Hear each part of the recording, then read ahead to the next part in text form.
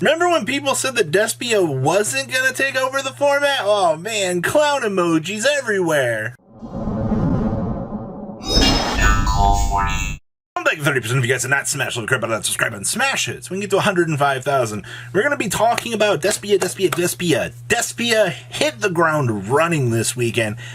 And you know what? I've seen a lot of Despia list. But I'm noticing actually a lot of trends across a lot of these builds. So I'm going to be looking at pure Despia and some Tri-Brigade Despia and Hero Despia in this video as well. So this is going to give you a little bit of an insight here as to some of the things I'm kind of starting to see here as players kind of shape up here. Now, one big thing you're going to see on this first list that we're going to be looking at here is, yes, the Fright for Patchwork and the Edge chain definitely looks like it's stuck, and I'm actually kind of surprised about this. For the most part, I didn't really think that a lot of people would stick to the Edge chain stuff because of potential bricks, so, you know, we might gravitate more towards the adventure stuff. But honestly, the adventure stuff looks like it's kind of been a little bit subpar as of this point in time, and I've also noticed that there's been a decent uptick in light hex sealed fusion shenanigans. All things considered, I know there's been a lot of back and forth in the community if they really want to explore the option of light hex sealed fusion. I mean, you don't have to play it, but it just gives you access to Dragoon. Like, branded fusion dropping off into make the Albion, you can banish light hex sealed fusion, and Albaz itself to be able to produce, you know, a Dragoon is pretty freaking good, all things considered. So this is our first list here. So this is from St. Marcus getting first place out of their events. We have one ad Lydium of Despia.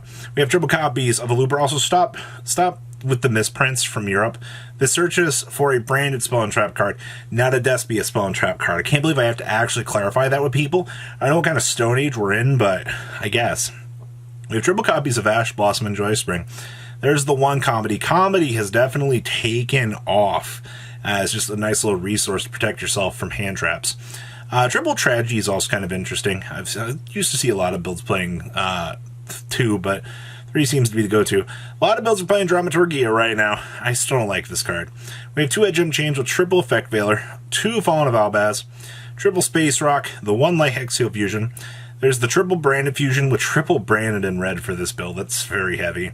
We have triple Branded Opening with the 1 Despia Theater of the Branded, 1 Foolish Barrel, triple copies of Patchwork, 2 Polymerizations, and triple Super Poly. I will tell you, from everything that I've seen and heard, this card is the driving point behind a lot of matchups being relatively easy cleanups for this deck.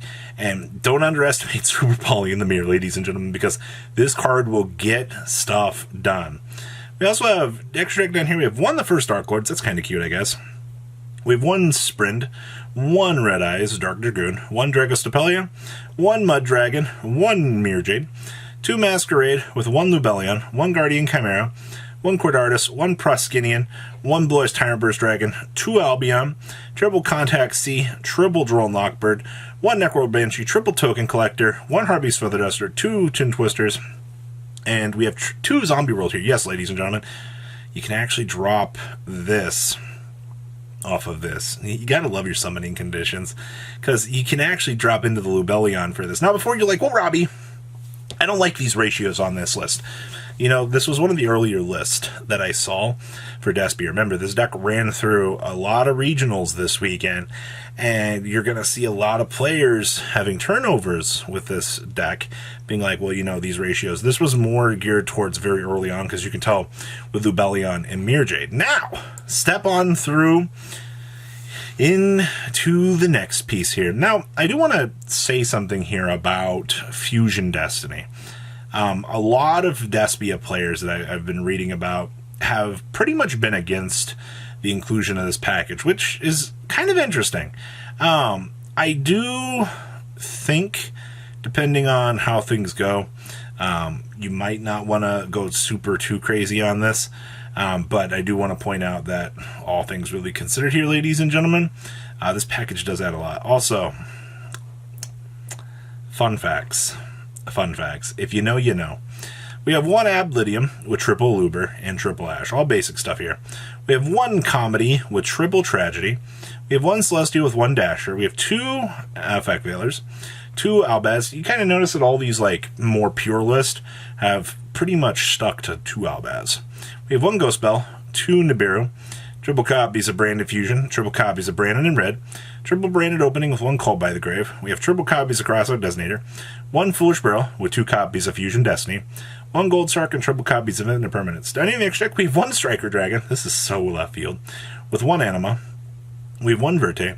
We also have one Titanclad, one Dragostopelia, two copies of Mirror Jade, the one Masquerade, two Lubellions with one Guardian Chimera. I'm also surprised to see that one Guardian Chimera seems to be like the stick through here. We have one Destroyer Phoenix Enforcer, one Court Artist, and two copies of Albion. Side deck here we have two Shifters, two Drone Lockbirds, two Ghost Bells, one Nibiru, two copies of Token Collector, one Harpy's Feather Duster, triple Lightning Storm, and two copies of Dimensional Barrier here. Yes, ladies and gentlemen, wrapping up another take on pure Despia. And like I said, we'll see how this like ships up a little bit more if you don't like these two lists. But this will give you more of a basic idea here. Now, as we step on through Tri-Brigade here, Frank Nicola got 12th place out of a 9-round regional this past weekend with, yes, we are playing the Tri-Brigade stuff. And before you start going, no, this deck shouldn't work. Well, it actually functionally does. This is one of the very earlier concepts that we saw the OCG messing around with for this deck, where you get, you know, a nice little Albaz package in here and the advantage of like the full expanded Tri-Brigade package, and it's able to function. The biggest success we saw out of this deck in the OCG was very early on Japan Championship, where this deck like smashed out pure, and it was very interesting.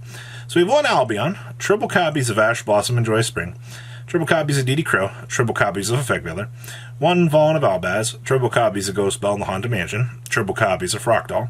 We have triple copies of Karis, triple copies of Kit, one copy of Tri-Brigade Mercurier, triple copies of Nerval. We have two Branded Fusion with one Called by the Grave, one Tenki, one Foolish Bro, triple copies of Droplet. Then we have one Branded Sword, triple copies of Infinite Permanence, and one Revolt. Then we have two Ominous Shrog, one copy of Rugal, one copy of Baron. We have one Bear Broom.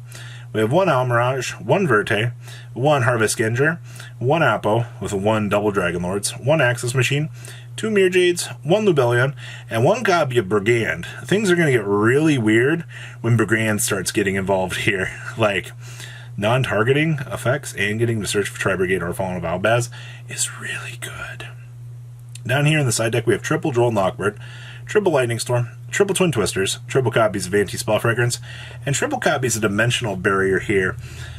Wrapping up, well, a Tri-Brigade variant of Brandon. I think that this is what I mean, like the level of splashability you get with this. Yes, this engine can conflict, just play appropriately, and it'll be fine. Next up here is a hero variant.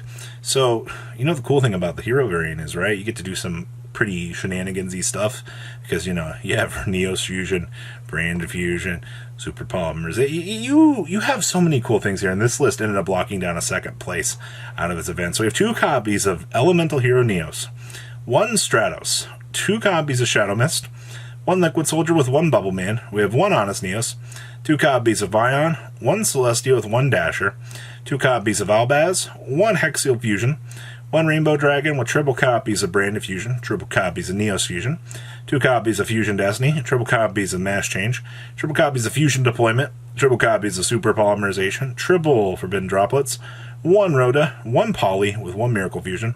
Then we have two A Hero Lives. Down in the next deck, we have one Starving Venom, two Mirror Jades with one Dragoon, one Lubellion with one Albion, with one Destroyer Phoenix Enforcer, one Acid, two copies of Danklaw, and then we have one Absolute Zero, one Brave Neos, one Sunrise, one Electrum, and we have one Neos. And then, man, we just branch on in here all the fun stuff. We have one Air Neos with one Blast, one Great Tornado, one Magical Steel, one Window with one Anaconda, one Quad Shadal Kios, one Buster Blader, one Air Neos, one Stratos with two Ghost Ogre, and two Lightning Storms here.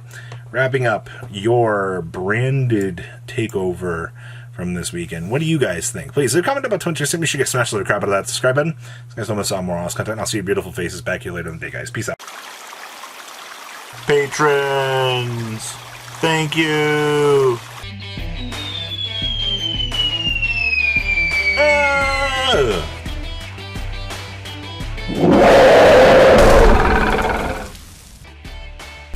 Thank you so much for watching. Check out these other videos.